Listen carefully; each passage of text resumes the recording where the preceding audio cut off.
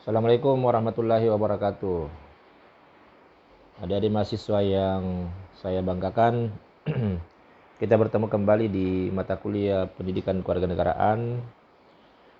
Kita telah melewati perkuliahan baik itu kuliah interaktif maupun diskusi kelompok, dan tibalah waktunya kita akan melakukan evaluasi akhir semester dalam bentuk ujian akhir semester.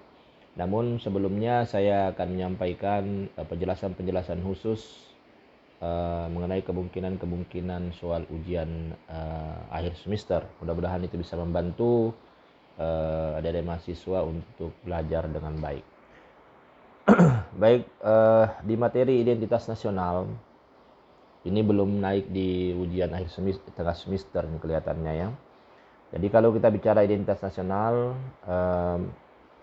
tentu sesuatu yang membedakan sebuah bangsa dengan bangsa yang lainnya. Nah, identitas nasional itu merupakan identitas bersama bangsa. Nah, dapat dibentuk oleh beberapa faktor, meliputi primordial, hal-hal yang dinilai sakral, tokoh, kemudian Bhinneka Tunggal Ika, kemudian sejarah, perkembangan ekonomi, dan kelembagaan. Jadi, dia bisa dibentuk melalui banyak faktor.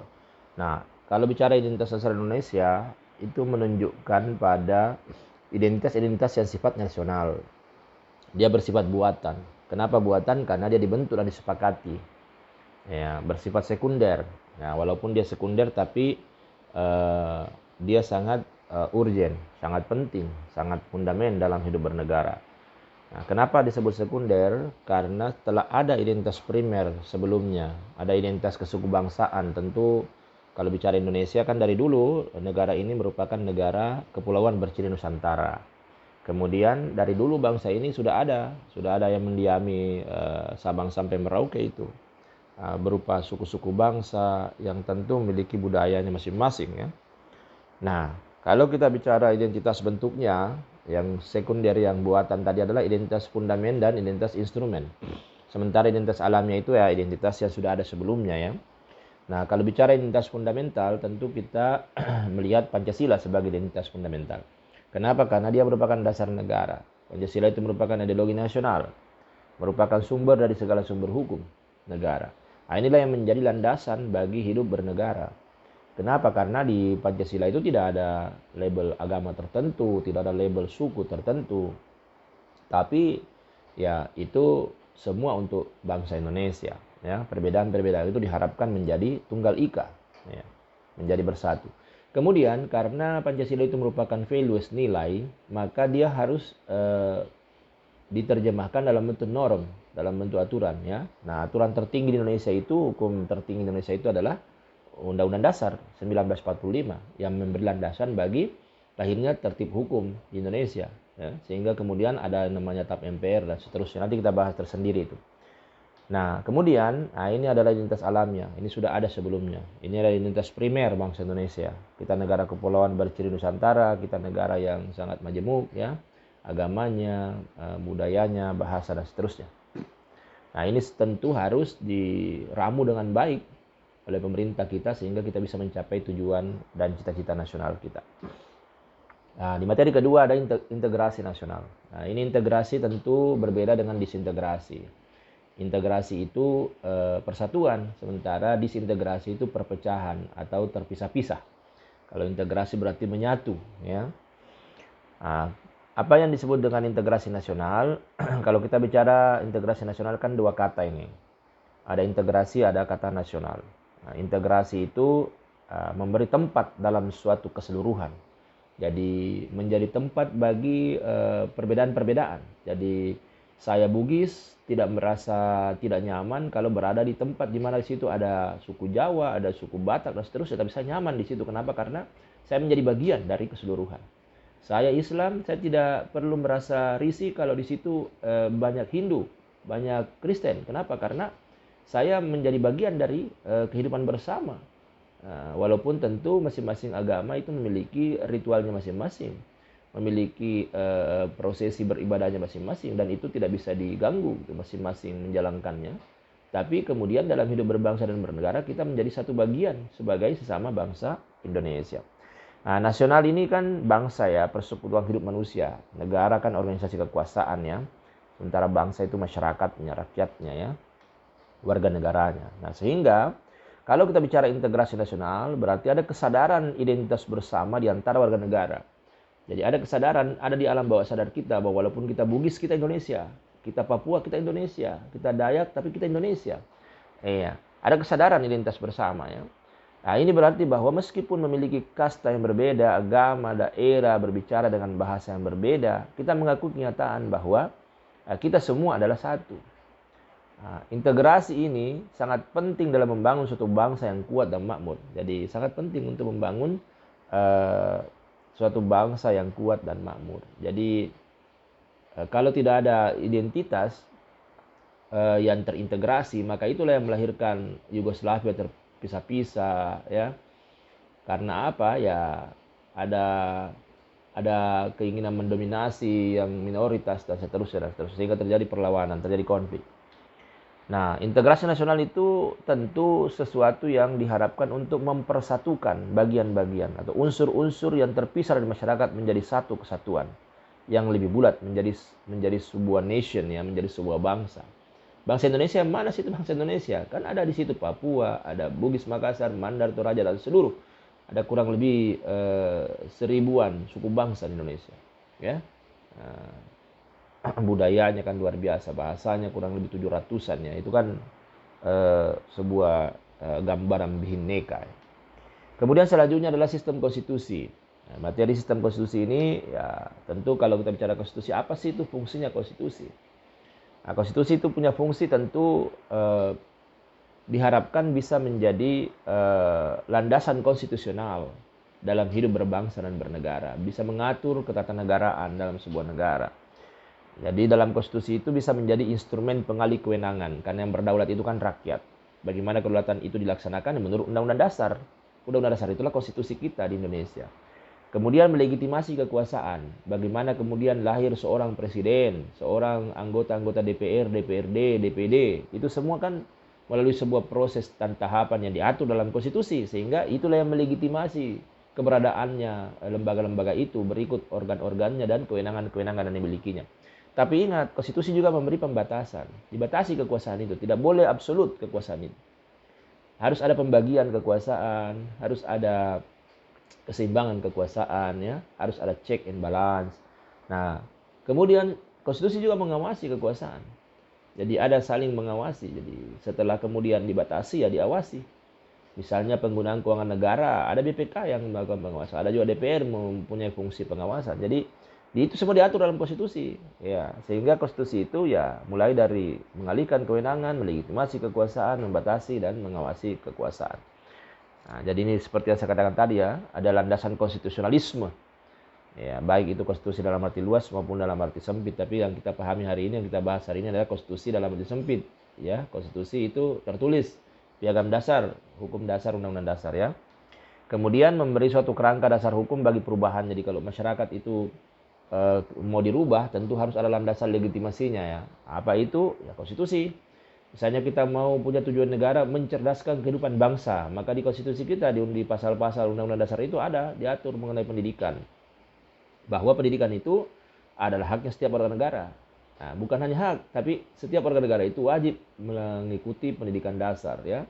Dan negara membiayai itu sekian persen, 20% dari APBN ya. Jadi itu ada dasarnya. Jadi perubahan yang kemudian mau dilakukan ya mesti ada dasar hukumnya, dan konstitusi yang memberi kerangka dasar hukum bagi perubahan itu.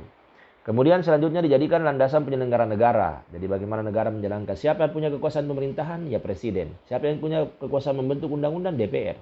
Siapa yang punya kekuasaan kehakiman? Ya ada ada MK, ada MA, ada lembaga-lembaga peradilan gitu. Nah, siapa yang memberikan itu? Ya, konstitusi. Dalam konstitusi diatur dalam pasal-pasal itu.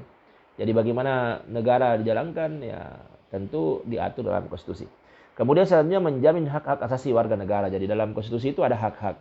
Ada hak persamaan dalam hal hukum, ya, ada hak untuk mendapatkan pendidikan, ada hak dan kewajiban bela negara, dan diatur tersendiri tentang hak asasi manusia di pasal 28 ya, dan itu ada dalam konstitusi kita. Kemudian kembali lagi ini ada namanya teori jenjang norma. Kenapa ini penting? Karena ya mahasiswa harus tahu bahwa konstitusi itu, undang-undang dasar itu hukum tertinggi dan ada aturan-aturan lebih rendah di bawahnya gitu. Nah, Kelsen mengatakan bahwa ada karakter dinamis dan karakter statis. Kalau kita bicara karakter dinamis itu sebenarnya dalam konteks pembentukannya ya, dan dalam konteks penghapusannya. Kan aturan itu bisa saja dihapus. Kalau di kemudian hari ditemukan kekeliruan di dalamnya, maka akan ditinjau sebagaimana mestinya. Nah, itu aspek dinamis itu. Dia bisa dibentuk, bisa dihapus. Itu dihapus kalau sudah tidak sesuai lagi. Dibentuk kalau ada persoalan hukum yang harus diatur dalam masyarakat kita. Untuk apa? Untuk memberikan kepastian, untuk memberikan kebenaran dan menegakkan kebenaran dan keadilan, dan untuk memberi kemanfaatan. Nah, ini juga aspek dinamis kan berjenjang. Setiap jenjang itu tentu ada lembaga, ada pejabat berwenang yang membuat aturan itu. Nah, aspek dinamis juga dimaknai bahwa ada aturan lebih rendah yang diberikan kewenangan kepada lembaga lebih rendah untuk kemudian membuat aturannya, membuat aturan-aturan penjelasnya ya. Seperti kalau bicara ada undang-undang, tentu ada yang namanya ada peraturan pemerintahnya, atau ada peraturan presidennya, ada peraturan daerah yang mengikutinya. Itu biasanya ada seperti itu. Jadi itu makna dinamis ya, bahwa setiap lembaga, organ atau pejabat berwenang itu memiliki kewenangan masing-masing sesuai dengan lingkupnya masing-masing. Sementara kalau bicara statis, ya statis itu kan dikatakan bahwa norma itu pada isinya, kekuatan norma itu ada pada kekuatan isinya. Bahwa norma yang di atas lebih umum, norma yang di bawah lebih khusus. Isi norma yang lebih khusus bisa didapat dilacak kebenarannya pada norma lebih tinggi. Jadi artinya apa? Bahwa aturan itu berjenjang, merupakan hierarki yang tidak boleh bertentangan satu sama lain. Nah, itu statis ya. Statis juga itu bisa dimaknai bahwa yang namanya peraturan presiden, ya presiden yang buat. Yang namanya ketetapan MPR, MPR yang buat. Itu statis, tidak boleh yang buat yang lain karena sudah ditetapkan dalam undang-undang ya. Kira-kira seperti ini. Kemudian selanjutnya adalah hak dan kewajiban warga negara. Nah ya, ini kalau kita bicara hak dan kewajiban warga negara itu setelah belajar mata kuliah ini ya mahasiswa sudah bisa mengharmonikan hak dan kewajiban. Tidak bisa juga hanya hak, tidak bisa juga hanya kewajiban. Jadi dua-duanya ya. Karena ya menurut aliran utilitarianisme ya, bahwa yang namanya hak itu sebenarnya konsekuensi dari kewajiban. Nah, sehingga tentu yang menjadi pertanyaan, apa urgensinya? Apa urgensinya itu harmoni hak dan kewajiban dalam kehidupan bermasyarakat, berbangsa, dan bernegara? Apa urgensinya? Ya tentu kalau kita bicara urgensinya, kita kembali ke bagaimana lahirnya sebuah negara. Karena kan hak dan kewajiban warga negara itu kan skopnya negara dan warga negara. Artinya apa? Dua entitas ini, negara dan warga negara, lahir karena adanya negara. Ya, hak dan kewajiban ini ada karena adanya negara. Nah, menurut Hobbes, John Locke, dan Rousseau, ada namanya teori perjanjian masyarakat. Jadi yang mau bentuk negara itu adalah masyarakat. Nah, Hobbes bilang apa? Dia bilang rakyat memberikan kekuasaan dan menyerahkan hak memerintah kepada orang yang ada dalam dewan dengan syarat bahwa rakyat memberikan hak kepadanya dan memberikan keabsahan seluruh tindakannya dalam suatu cara tertentu. Jadi ini penekanannya suatu cara tertentu. Jadi ada konstitusi yang mengatur tentang bagaimana negara itu, pemerintah itu, badan, lembaga itu, dewan itu menjalankan tugasnya. Tentu tujuannya dibentuk ya karena untuk mewadahi warga negara, mewadahi rakyat. Untuk apa? Untuk mencapai tujuannya. Sehingga tentu dua pihak ini memiliki masing-masing hak dan kewajiban. Jadi kalau haknya negara ya kewajibannya warga negara. Kalau kewajibannya negara berarti haknya warga negara, kan seperti itu. Jadi dua pihak ini, dua entitas ya. Nah, sama juga dengan John Locke, dia bilang bahwa kekuasaan negara itu, kekuasaan pemerintah itu terbatas. Ya, ada kontraktualnya tentu dalam konteks dalam konstitusi ya, kontraknya ada dalam konstitusi. Nah, inilah sebenarnya urgensinya, karena ada tujuan mau dicapai. Negara itu lahir ada karena ada tujuan mau dicapai.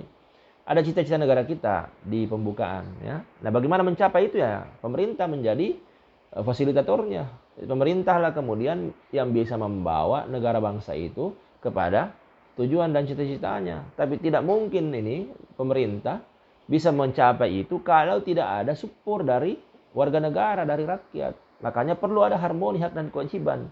Dasarnya apa? Tentu Pancasila, dan landasan konstitusionalnya adalah Undang-Undang Dasar. Ya. Nah, karena tidak bisa mencapai ini cita-cita dan tujuan kalau tidak ada harmoni. Ya, sama juga di rumah kita masing-masing, dimanapun kita berada. Kalau ada orang yang tidak mengharmonikan hak dan kewajibannya, haknya saja terus dia tuntut, tidak ada kewajiban, ya bahaya.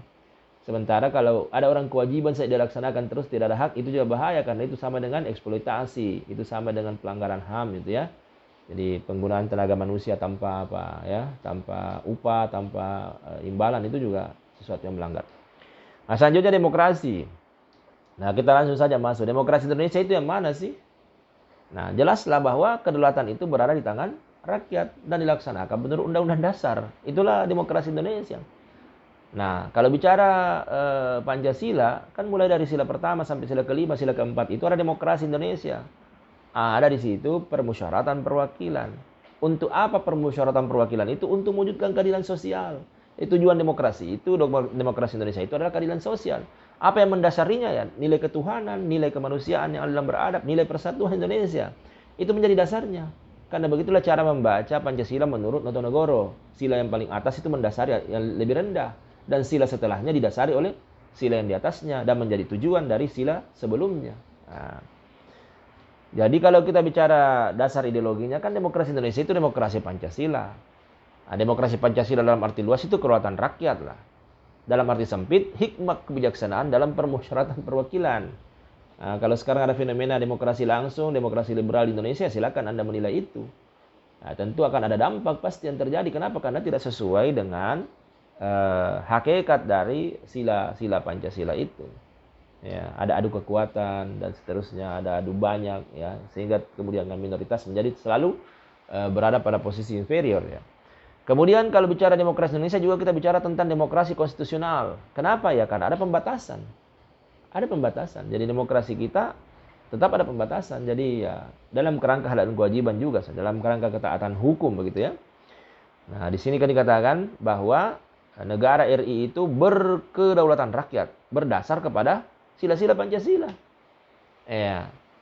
Nah, kemudian yang menjadi pembeda sebenarnya demokrasi kita dengan demokrasi di luar sana adalah karena di Pancasila kita ada pilarnya. Pilar demokrasi kita berdasarkan ketuhanan yang maha esa, itu teodemokrasi. Itu ciri khas.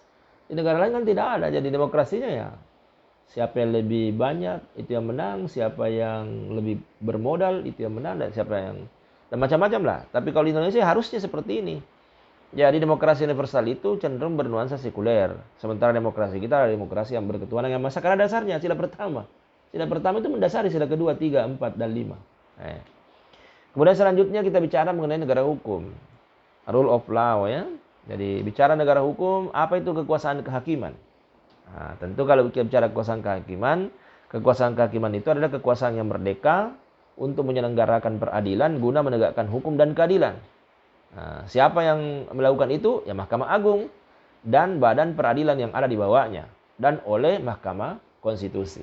Nah, selanjutnya dikatakan bahwa ada badan-badan lain yang fungsinya berkaitan dengan kekuasaan kehakiman itu diatur dengan undang-undang.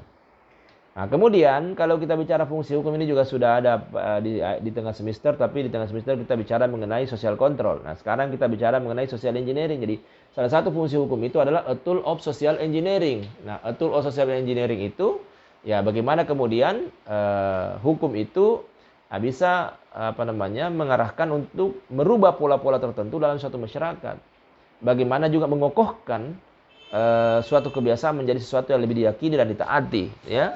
Maupun dalam bentuk perubahan lainnya. Bisa saja dalam bentuk perubahan, jadi bisa menguatkan, bisa mengokohkannya, bisa juga merubah. Nah, hukumlah yang kemudian melahirkan itu. Jadi ada aturan yang kemudian melandasi sebuah perbuatan. Itu sama juga dengan asas legalitas sebenarnya, bahwa setiap hal yang dilakukan oleh warga negara, oleh negara dalam hal ini pemerintah, ya harus ada dasarnya. Ya. Kemudian selanjutnya adalah ada Mahkamah Agung, Mahkamah Konstitusi. Tentu ini dua lembaga yang memiliki kekuasaan kehakiman. Nah, apa kewenangannya? Kalau Mahkamah Agung ini kan kalau bicara konstitusi, ya dia menguji undang-undang terhadap aturan di bawahnya. Jadi ada aturan di bawah undang-undang bertentangan undang-undang, maka yang melakukan judicial review adalah Mahkamah Agung. Dan ada kewenangan lain, silakan dibaca ya. Kemudian kalau Mahkamah Konstitusi, ya dia melakukan constitutional review. Bagaimana kemudian kalau ada undang-undang bertentangan dengan undang-undang dasar, maka yang mengujinya adalah Mahkamah Konstitusi. Dan apa yang dilakukan Mahkamah Konstitusi bersifat final. Jadi tidak ada banding di Mahkamah Konstitusi ya. Kemudian selanjutnya, tegaknya negara hukum ada banyak. Salah satunya adalah adanya equality before the law. Jadi persamaan. Ini yang kemudian berbahaya dalam negara kita kalau ada istilah tajam ke bawah, tumpul ke atas. Hukum itu tebang pilih dan seterusnya. Nah, itu kan tidak boleh. Hukum itu tidak boleh tebang pilih, tidak boleh istilahnya tajam ke bawah, tumpul ke atas. Tapi ada persamaan dalam hukum itu. Equality before the law. Ya. Bahwa kemudian ya secara normatif, secara empirik, kedudukan orang itu sama dalam hukum dan pemerintahan dan diakui itu. Dan artinya apa? Diskriminasi itu dilarang. Misalnya ada orang melanggar undang-undang ITE, kalau di sini bersuara dan itu mengandung penghinaan atau pencemaran nama baik atau mungkin mengandung permusuhan, tidak ditangkap karena ada pertimbangan tertentu. Sementara di tempat lain ditangkap, itu kan berarti tidak ada persamaan dong. Ada diskriminasi di dalamnya. Nah, kecuali kalau kaitannya dengan affirmative action, itu kan bukan diskriminasi affirmative action itu. Nah, kemudian asas legalitas ini sudah ada di ujian tengah semester kelihatannya ya, bahwa kalau bicara asas legalitas itu kita bicara tentang landasan ya, bahwa tindakan pemerintah itu harus didasarkan oleh peraturan perundang-undangan yang sah dan tertulis. Jadi bukan persoalan baik buruk ini, persoalan benar salah. Jadi walaupun mungkin baik yang dilakukan tidak ada landasannya, itu berbahaya. Itu pasti merupakan pelanggaran. Ya. Sehingga setiap yang dilakukan itu harus dilandasi oleh aturan perundang-undangan yang sah dan tertulis. Nah, kemudian selanjutnya geopolitik. Nah, kalau bicara geopolitik Indonesia, saya pikir geopolitik itu kan wawasan nasional ya, dan wawasan nasional kita adalah wawasan Nusantara. Nah, sehingga kita mau melihat ini bagaimana wawasan Nusantara itu sebagai satu kesatuan politik. Jadi wawasan Nusantara sebagai satu kesatuan politik, implementasinya adalah bahwa kehidupan politik itu harus menciptakan iklim penyelenggaraan negara yang sehat dan dinamis. Jadi bagaimana kehidupan politik itu bisa menciptakan iklim penyelenggaraan negara yang sehat dan dinamis. Jadi bukan juga statis, bahwa kemudian hal yang buruk sekalipun tidak dikritisi, tidak begitu. Tapi jangan juga melahirkan kegaduhan yang akhirnya mengganggu konsentrasi pemerintah di dalam melaksanakan pembangunan dan pemerintahan. Tapi hal yang buruk tetap dikritisi. Itu dalam rangka bagaimana kemudian memberikan peringatan kepada mereka yang berkewenangan itu untuk menjalankan kewenangannya dengan baik sesuai dengan konstitusi. Nah, tentu itu terwujud dalam pemerintahan yang kuat, aspiratif dan terpercaya yang dibangun sebagai penjelmaan kedaulatan rakyat. Jadi dia menjalankan seperti tadi disampaikan oleh John Locke dan kawan-kawan ya, bahwa pemerintah negara itu menjalankan kemauan umum rakyat. Karena suara rakyat kan suara Tuhan kan begitu ya. Jadi kedaulatan rakyat itu berarti rakyat harusnya menjadi entry point dari sebuah pengambilan keputusan dari pemerintah. Kemudian bagaimana wawasan Nusantara sebagai satu kesatuan ekonomi? Nah, implementasinya adalah bahwa kehidupan ekonomi itu menciptakan tatanan ekonomi yang benar-benar menjamin pemenuhan dan peningkatan kesejahteraan dan kemakmuran rakyat secara adil dan merata. Jadi bukan hanya pendekatan pertumbuhan, tapi juga pendekatan pemerataan. Nah, itu yang penting ya. Kemudian selanjutnya tentu harus ada tanggung jawab. Jadi bukan hanya pendekatan ekonomi saja, bagaimana kemanfaatannya didapatkan, tapi juga harus menjaga kelestarian lingkungan. Kenapa? Karena ya alam ini kan bukan warisan, tapi titipan ya. Artinya ada generasi selanjutnya yang juga butuh memenuhi kebutuhannya. Nah, itu ya. Nah, kemudian selanjutnya yang terakhir adalah geostrategi. Jadi kalau kita bicara geostrategi, apa itu geostrategi? Ya geostrategi itu kan pelaksanaan dari geopolitik. Ya, bagaimana geostrategi itu artinya bahwa ada strategi di dalam memanfaatkan konstelasi geografi negara untuk menentukan kebijakan, sasaran, dan sarana-sarana untuk mencapai tujuan nasional. Jadi kita negara kepulauan, tentu geografi kita harus menjadi pertimbangan. Seperti apa kebijakannya, seperti apa sarana-sarana yang dibutuhkan untuk mencapai tujuan nasional itu. Nah, kalau bicara ketahanan nasional kita bisa lihat dari sebagai sebuah konsepsi, sebagai sebuah kondisi, sebagai sebuah strategi. Nah, kita lihat saja dalam konteks konsepsi bahwa ya ketahanan nasional itu sebagai sebuah pengaturan konsepsi pengaturan negara artinya adalah pengembangan kekuatan nasional. Kita perlu mengembangkan kekuatan nasional melalui pengaturan dan penyelenggaraan kesejahteraan dan keamanan. Jadi ada security approach, ada prosperity approach. Nah, itu tentu harus seimbang, serasi, selaras dalam seluruh aspek kehidupan negara secara utuh dan menyeluruh terpadu ya. Jadi komprehensif. Bahwa ya aspek sosial, aspek fisik itu harus harus sejalan ya. Tentu berlandaskan Pancasila, Undang-Undang Dasar dan wawasan Nusantara. Karena Pancasila itu landasan ideal, Undang-Undang Dasar itu landasan konstitusional, dan wawasan Nusantara itu adalah wawasan landasan visional bangsa Indonesia. Kemudian bicara ketahanan nasional itu kan ada banyak aspeknya, ada ketahanan ideologi, ekonomi dan seterusnya. Nah, kalau bicara ketahanan ideologi, apa sih itu ketahanan ideologi? Nah, ketahanan ideologi itu adalah suatu kondisi mental bangsa Indonesia yang berlandaskan keyakinan akan kebenaran ideologi Pancasila. Jadi, bagaimana seluruh bangsa ini meyakini bahwa Pancasila itu ada ideologi yang benar mengantar bangsa ini. Nah, dan diharapkan ada kemampuan untuk menggalang dan memelihara persatuan dan kesatuan bangsa. Dengan ideologi Pancasila kita bisa bersatu. Karena tadi saya sampaikan tidak ada label agama, tidak ada label suku, tapi semua bisa tumbuh kembang di Indonesia. Kemudian yang kedua ada kemampuan menangkal penetrasi ideologi asing. Karena sekarang kan era global ya, dengan teknologi informasi yang sudah canggih itu bisa akhirnya merusak kepribadian bangsa kalau tidak berhati-hati. Gitu ya. Walaupun di situ tentu ada peluang-peluang untuk kemajuan bangsa. Kemudian kalau bicara ketahanan politik, kondisi kehidupan politik bangsa Indonesia berlandaskan demokrasi politik. Jadi bagaimana demokrasi, daulat rakyat itu diwujudkan ya. Memelihara sistem politik yang sehat dan dinamis, menerapkan politik luar negeri yang bebas dan aktif. Jadi demokrasi itu ada keseimbangan. Demokrasi itu tidak bisa kalau kemudian mayoritas tunggal, karena itu bisa melahirkan otoritarian ya. Nah, kemudian kalau kita bicara model Astagatra ini yang terakhir ya, bahwa ada dua aspek di situ, ada aspek Trigatra dan ada aspek Pancagatra. Trigatranya itu kaitannya dengan geografi, kaitannya dengan sumber daya alam, sumber daya manusia. Sementara kalau kita bicara Pancagatra itu kaitannya dengan aspek ideologi, politik, ekonomi, sosial budaya, dan pertahanan keamanan. Saya pikir itu adik-adik. Terima kasih. Assalamualaikum warahmatullahi wabarakatuh.